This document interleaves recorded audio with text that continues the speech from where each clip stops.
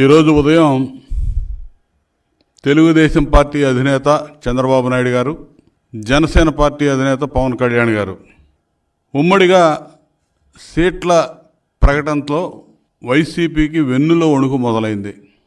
Tadepalli palace కింద భూకంపం వచ్చినట్టు కనపడతా ఉంది. రాష్ట్రంలో ఎండలు తీవ్రంగా మండిపోతూ ఉన్నాయి.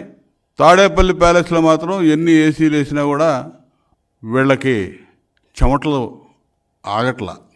ఎందుకంటే మా రెండు పార్టీల పొత్తులు చూసి వీళ్ళు ఎందుకు ఇంత ఓవర్గా రియాక్ట్ అవుతున్నారో అర్థం కావట్లా. ఇదేం కొత్తగా పెట్టుకున్న పొత్తు కాదు. మేము ఎప్పటి నుంచో చెప్తున్నాం, ఉమ్మడిగా ఎన్నికలకు వెళ్తాం, నీ భరతం పడతామని చెప్తా ఉన్నాం. మొట్టమొదటి నుంచి కూడా టీడీపీ జనసేన పార్టీ పొత్తు ఏదో ఒక విధంగా చెడగొట్టాలని చెప్పి ఎన్నో రకాలుగా రెచ్చగొట్టే ప్రకటనలు చేయడం అనేది వీళ్ళు రకరకాలుగా చేస్తూ ఉన్నారు. నెలల తరబడి పుంకాలుగా చేస్తూ వచ్చారు. ఈరోజు కూడా మా పొత్తులో ఈ సీట్ల గురించి ప్రకటన చేసిన తర్వాత తాడేపల్లి ప్యాలెస్ నుంచి సజ్జల పాడిన పాచిపాటే పాడాడు. మళ్ళా వరుసపెట్టి వచ్చారు ఒక్కొక్కడు. సజ్జల, వైవి సుబ్బారెడ్డి, అంబటి రాంబాబు, రోజా, గంటకోడు అరగంటకోడు వచ్చాడు. ఇదంతా కూడా చూస్తూ ఉంటే వీళ్ళు ఎంత భయపడిపోతా ఉన్నారో అర్థమవుతోంది. 175 సీట్లు వస్తాయని చెప్పి గొప్పలు పోతున్న వైసీపీ మా సీట్లు మా పొత్తులు చూసి ఎందుకు అడుగుతూ ఉన్నారు మీరు? అసలు ఏం పని మీకు? ఈ రాష్ట్రంలో రాజకీయ పార్టీలుగా సుదీర్ఘ అనుభవం ఉన్నటువంటి చంద్రబాబు నాయుడు గారు, అదేవిధంగా ఒక యువ నాయకుడిగా ఉన్నటువంటి పవన్ కళ్యాణ్ గారు ఇవాళ పొత్తుతో ముందుకు వస్తూ ఉన్నాం. ఇదేం పెద్ద నేరం కాదే.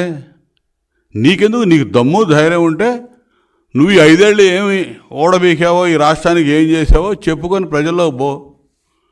ఇక్కడ రెచ్చగొట్టే మాటలు, రెచ్చగొట్టే ప్రకటనలు, పవన్ కళ్యాణ్ గారిని, జనసేన పార్టీని ఏదో ఒక విధంగా రెచ్చగొట్టాలని మీడియా, సోషల్ మీడియా రకరకాలుగా నీ పేమెంట్ బ్యాచ్ని పెట్టుకొని అడ్డగోలుగా మాట్లాడుతూ ఉన్నారు. సిగ్గుండాలి అసలుకి. మీరు ఒక రాజకీయ పార్టీగా ఈ విధంగా చేయడానికి సిగ్గుండాలి. ఇవాళ 118 స్థానాలు మేము పోటీ చేయబోతా ఉన్నామని చెప్పి 24 స్థానాలు జనసేన పార్టీ, అదేవిధంగా ఈరోజు 94 స్థానాలకు తెలుగుదేశం పార్టీ, 5 స్థానాలకు జనసేన, 99 సీట్లు ఒకేసారి ప్రకటించేసరికే వీళ్ళకి ప్యాంటులు దడుస్తూ ఉన్నాయి. ఇది వాస్తవం. మా నాయకుడు సుదీర్ఘంగా కసరత్తు చేసి పెట్టినటువంటి అభ్యర్థులను చూస్తే వీళ్ళకి వణుకు మొదలైంది. ఇప్పుడు చెబుతున్నాడు వైవి సుబ్బారెడ్డి వచ్చి, ఇవాళ దాదాపు 77 మందిని ట్రాన్స్ఫర్లు చేశారు. వీళ్ళు ట్రాన్స్ఫర్లు చేసినాక అటోడిని ఇటోడిని చేసినాక ఎంపీలు, ఎమ్మెల్యేలు వదిలిపెట్టి పారిపోయారు. అందరూ చూస్తూ ఉన్నారు ఏ విధంగా వైకాపా నుంచి జారిపోయారు ఎంపీలు, ఎమ్మెల్యేలు. సీట్లు ఇచ్చిన వాళ్ళు మాకు వద్దని చెప్పి పారిపోయారు. ఇవాళ 99 సీట్లు ఒకేసారి మేము ప్రకటించేసరికే వాళ్ళు ప్రకటించినటువంటి ఇన్ఛార్జీల గురించి భయం పట్టుకుంది.